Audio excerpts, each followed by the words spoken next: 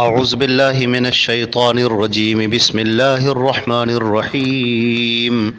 وَإِن تَجْهَرْ بِالْقَوْلِ فَإِنَّهُ يَعْلَمُ السِّرَّ وَأَخْفَى۔ یہ سورہ طٰہٰ کی آیت نمبر 7 ہے، اور ترجمہ یہ ہے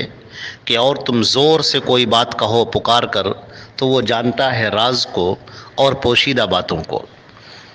اللہ رب العزت نے جو اس سے پہلے جو باتیں ارشاد فرمائی، جس میں یہ بات ارشاد فرمائی کہ اللہ وہ ہے جو آسمانوں اور زمین کا سب کے احوال سے واقف ہے، سب کا جاننے والا ہے، اور وہی مالک ہے، وہی مختار ہے۔ اور یہاں پر بیان کیا کہ تم پکار کر کوئی بات کہو، زور سے کوئی بات کہو، یا پوشیدہ طور پر کوئی بات کہو، چھپا کر کوئی بات کہو، تو ان سب کا وہ جانکار ہے۔ یہاں پر سر اور اخفا دو لفظ استعمال کیے گئے ہیں۔ سر کہتے ہیں راز کے ساتھ میں کوئی بات کہنا، ایسی بات کہنا کہ جو راز میں ہو، کسی کو پتہ نہ ہو، چھپا کر کوئی بات کہی گئی ہو، دوسروں سے پوشیدہ رکھ کر کوئی بات کہی گئی ہو۔ اور اخفا کہتے ہیں ان خیالات کو جو انسان کے ابھی ذہن میں آئے بھی نہ ہوں، یا صرف انسان کے ذہن کے اندر موجود ہوں، ابھی وہ باہر نکلے بھی نہ ہوں۔ تو اللہ رب العزت تمہارے ذہن کے اندر ایک ایک باتوں کو جانتا ہے۔ ذہن کے اندر جو خیالات اٹھ رہے ہیں، جو تصورات اٹھ رہے ہیں، ذہن کے اندر جو باتیں آ رہی ہیں، اگرچہ ابھی وہ زبان سے باہر نہیں نکلی، لیکن اللہ رب العزت ان کا جاننے والا ہے۔ لہٰذا تم اس کو پکارو، زور سے پکار کر کوئی بات کہو، یا آہستہ سے پکار کر کوئی بات کہو، اپنے دل میں اس کو کوئی بات کہو، وہ ہر بات کا جاننے والا ہے اور ہر بات کا سننے والا ہے۔ کفار مکہ نے یہ بات بار بار یہ کہی تھی، اور وہ اکثر کہتے رہتے تھے کہ اللہ ہماری پکار کیسے سنے گا؟ ہم اپنے ان معبودوں سے کہتے ہیں، اور یہ معبود ہمارے اللہ کے پاس جاتے ہیں اور ان سے سفارش کرواتے ہیں، ان سے کہتے ہیں، پھر اللہ تعالیٰ سنتا ہے۔ اس بات کی نفی اللہ رب العزت نے فرمائی ہے کہ ایسا بالکل نہیں ہے۔ اللہ رب العزت وہ ہے جس نے اس پوری مخلوقات کو پیدا کیا ہے، اور اس مخلوق کی ایک ایک چیزوں سے وہ واقف ہے۔ تم آہستہ سے پکارو تو بھی وہ تمہاری پکار سنتا ہے۔ کہیں اکیلے میں چلے جاؤ، کہیں بیابان میں چلے جاؤ، چپ کے چلے جاؤ، جہاں پر کوئی نہ ہو، وہاں پر تم کوئی بات کہو، اس بات سے بھی اللہ واقف ہے۔ یہاں تک کہ تمہارے ذہن کے اندر جو خیالات آتے ہیں، تمہارے ذہن کے اندر وہ خیالات جو ابھی تم صرف اس کو جانتے ہو، تمہارے ذہن سے باہر ابھی تمہاری زبان سے نکلے ہی نہیں ہیں، تم نے کسی کو بتائے ہی نہیں ہیں، لیکن اللہ تعالیٰ اس کو بھی جانتا ہے۔ بلکہ ان باتوں کو بھی جانتا ہے جو ابھی تم نے سوچی بھی نہیں ہیں، ابھی تمہارے ذہن میں وہ آئی بھی نہیں ہیں، ان باتوں سے بھی اللہ رب العزت واقف ہے، وہ اچھی طریقے سے جانتا ہے۔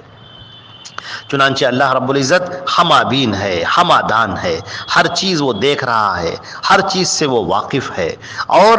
کون سی ایسی بات ہے جو اس سے مخفی ہے؟ یہاں پر اس بات کی طرف بھی اشارہ کرنا مقصود ہے، اللہ کے نبی صلی اللہ علیہ وسلم پر اور صحابہ کرام پر جو ظلم کے پہاڑ توڑے جا رہے تھے، جو ان پر مصیبتیں ڈالی جا رہی تھیں، اور کفار مکہ ان کو جس قدر ستا رہے تھے، اللہ رب العزت یہ بھی فرما رہے ہیں کہ ہم اس حالات سے واقف ہیں، ہم دیکھ رہے ہیں، تمہارا کام ہے اس دعوت کو پیش کرنا، اللہ کے اس پیغام کو دوسروں تک پہنچانا، اور اس راستے میں جو تکلیفیں آ رہی ہیں تم اسے برداشت کرو، کیونکہ تم نمونہ ہو، تم اسوہ ہو۔ اے نبی، ہم نے تم کو نمونہ بنایا ہے، ہم نے تم کو اسوہ بنایا ہے، سارے لوگوں کے لیے ایک ماڈل بنایا ہے، لہٰذا تم برداشت کرو، ان اذیتوں پر صبر کرو۔ اور صحابہ کرام نے بھی صبر کیا۔ چنانچہ یہ ایک ماڈل بنا کر ہمارے سامنے دیا گیا کہ جب آپ دعوت دیں گے، جب آپ سچائی کے راہ پر کھڑے ہوں گے، جب آپ حق بات کی دعوت دیں گے، تو پریشانیاں آئیں گی، مصیبتیں آئیں گی، لوگ آپ کے راستے میں روڑے اٹکائیں گے، آپ کے اوپر اذیتیں ڈالیں گے، پریشانیاں ڈالیں گے، مصیبتوں میں تم کو گرفتار کریں گے، مگر تم ثابت قدم رہو، سچائی کے ساتھ رہو، حق کی آواز کے ساتھ رہو، اللہ رب العزت کے پیغام کے ساتھ میں رہو، اللہ کے بتائے ہوئے دین کے ساتھ میں رہو، اور اپنے اس دین کا سودا نہ کرو، اپنے اس دین کو دنیا کے لیے مت بیچو، نبی کریم صلی اللہ علیہ وسلم کی لائی ہوئی شریعت کے اندر کوئی پیبند کاری نہ کرو، اس کے اندر کوئی بھی بدعتیں داخل نہ کرو، اور اللہ رب العزت نے جو دین اتارا ہے اس پر عمل پیرا ہو جاؤ، اپنی زندگی میں بھی اس کو نافذ کرو، اپنے بال بچوں کی زندگی میں اس کو نافذ کرو، اور تمام لوگوں کے سامنے اسے پیش کرو، اس حق کی دعوت کو پیش کرو، اور اس سلسلے میں کوتاہی نہ کرو۔ چنانچہ اللہ رب العزت تمہاری تمام حالات سے باخبر ہے، وہ تمہارے تمام حالات کو دیکھ رہا ہے۔ تم اسے پکارو، تم زور سے پکارو تو بھی وہ سنتا ہے، تم آہستہ پکارو تو بھی وہ سنتا ہے۔ سنتا ہے، تمہارے ذہن میں جو خیالات آ رہے ہیں وہ بھی وہ جانتا ہے۔ لہٰذا اللہ رب العزت کی ان صفات کو سمجھو، اللہ رب العزت کی ان بات کو سمجھو۔ چنانچہ اس آیت کے اندر اس بات کی تعلیم دی گئی ہے کہ اللہ رب العزت ہماری ایک ایک بات سے واقف ہے اور ایک ایک چیزوں کا وہ جانکار ہے اور وہ جاننے والا ہے۔ والسلام علیکم ورحمۃ اللہ وبرکاتہ۔